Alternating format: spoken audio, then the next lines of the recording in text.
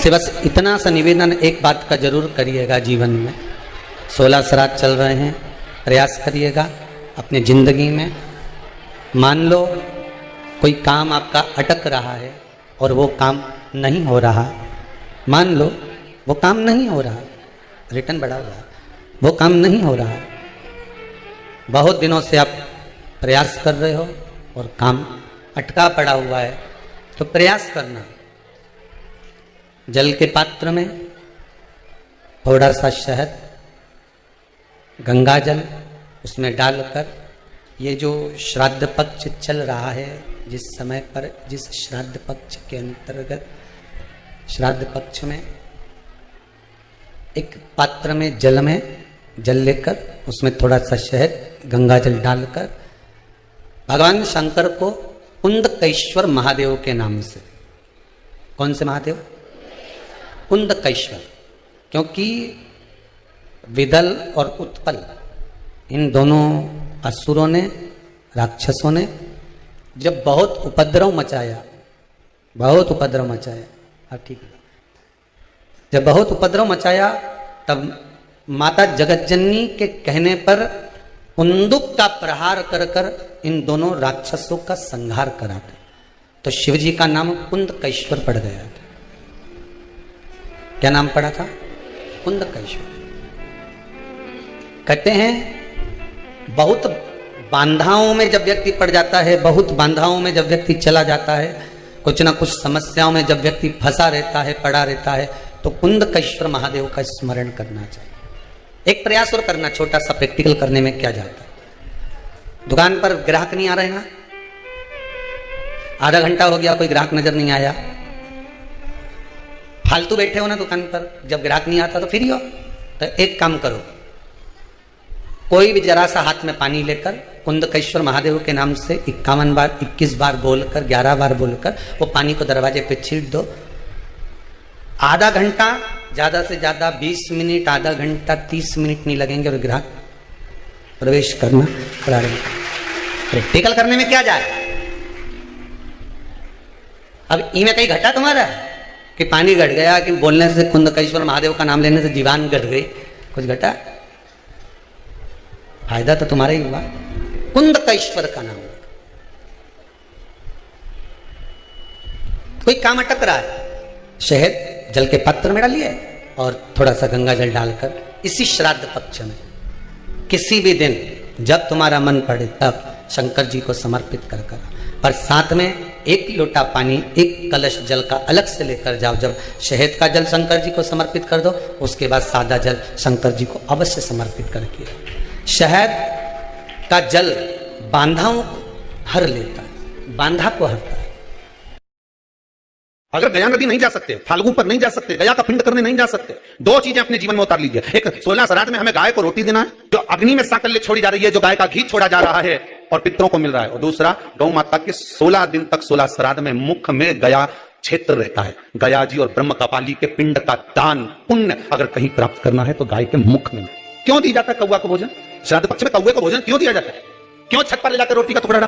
काशी, कांची, अवंतिका, अयोध्या आदि आदि जितने पावन क्षेत्र हैं, जगन्नाथ, द्वारका, रामेश्वरम, बद्री नारायण, जितने जितने पुण्यशाली क्षेत्र हैं, मथुरा आदि, जितने वृंदावन आदि, जितने पुण्य क्षेत्र हैं, शिव महापुराण की कथा में, स्कंद पुराण में लिखा है कि जितने सारे पुण्यशाली क्षेत्र, चाहे चित्रकूट हो, अयोध्या हो, काशी हो, उज्जैनी हो, त्र्यंबकेश्वर हो, जितने पुण्यशाली क्षेत्र हैं, सारे पुण्यशाली क्षेत्र में पिंडदान होता है। बोलो मालूम है कि आप मालूम?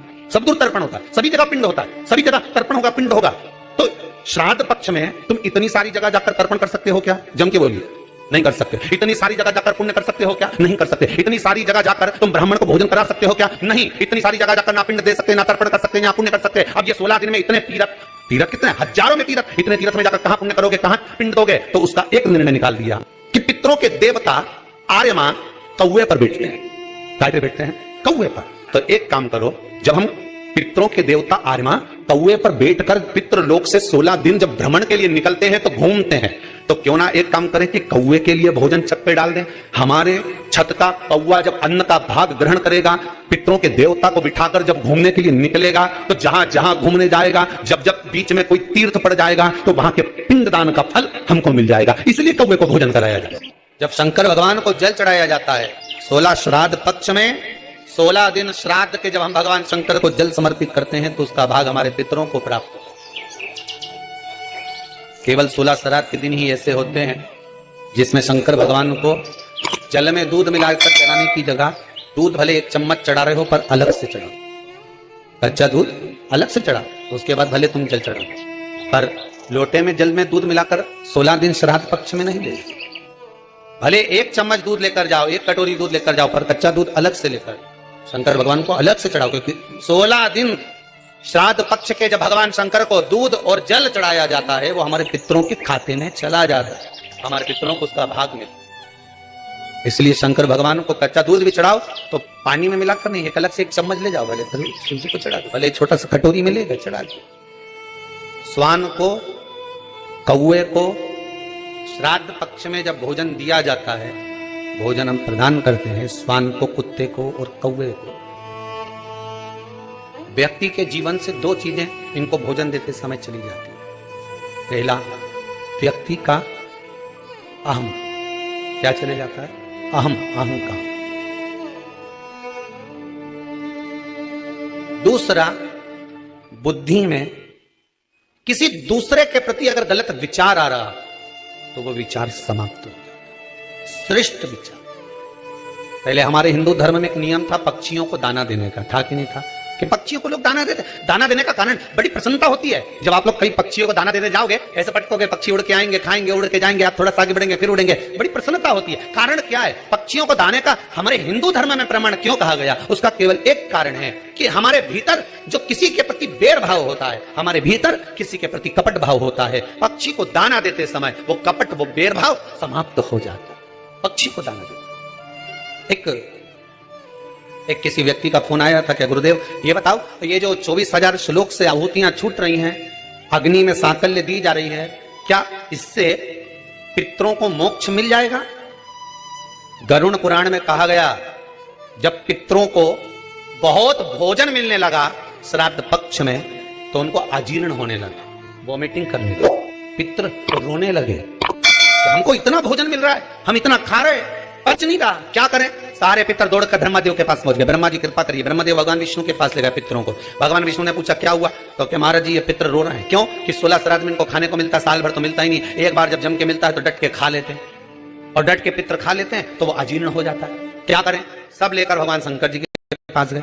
भोलेनाथ जी से पूछा प्रभु क्या करें? शंकर जी ने उसी समय पर अग्निदेव को बुलाया। अग्निदेवता जरा इधर आओ। अग्निदेव बोले बोलो प्रभु क्या बात है? शंकर भगवान ने कहा सुनो अग्निदेव,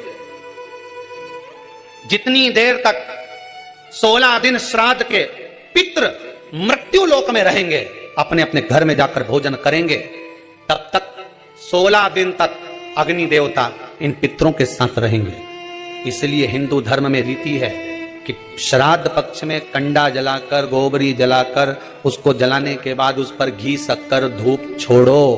क्यों? क्योंकि तुम्हारी धूप छोड़ने से, तुम्हारी सांकल्य छोड़ने से, अग्नि में 1 ग्रास देने से, अग्नि में 1 भाग प्रदान करने से, जरा सी सांकल्य देने से तुम्हारे पितृ खुश हो जाते हैं। क्यों? क्योंकि पितृ जब भोजन करते हैं और अग्नि की धूप साथ में दी जाती है तो अजीर्ण नहीं होता। तो पितृ आशीर्वाद देते हैं कि तुमने हमारे लिए अग्नि में सांकल्य दी है, जाओ तुम्हारा कल्याण हो, तुम्हारे भंडार भरे। ये अग्नि देवता की साक्षी में पितृ आशीर्वाद देते हैं। पितृ आशीर्वाद देते हैं। अग्नि की साक्षी होना चाहिए पितरों के लिए। शादी में किसकी साक्षी होती है? जम के बोलो, अग्नि की। ये तुमने मंडप लगाया, ये तो ठंडा हो जाएगा, बोलो हो कि नहीं हो? मोर छटाएगी तो मोर ठंडा हो जाएगा, बोलो हो कि नहीं हो? ये जितना बाराती आया एक ना एक दिन ये भी ठंडा हो जाएगा, बोलो है कि नहीं हो? सब अपने अपने घर पहुंच गया। ये सोफा सेट ने पलंग सब चले जाएगा, नहीं गद्दा रजाई टेंट हाउस का था ये भी चले जाएगा, बोलो सही है कि गलत है? पंडित जी ने पूजन कराई वे भी चला जाएगा। अब सब कुछ चले गया, फिर शादी का जो तुम्हारा संबंध हुआ है, हाथ जो पकड़ाया गया है, उसकी साक्षी कौन देगा? तो क्या ये जो अग्नि की 7 भावर डाली है, ये अग्नि साक्षी है। उसी तरह पितृपक्ष में आप लोगों ने जो अपना नाम गोत्र लिखकर भेजा है और उसकी जो सांकल्य डल रही है, वो अग्नि उन पितरों की साक्षी है, उसका फल हो जाए, उसका मोक्ष का हो जाए।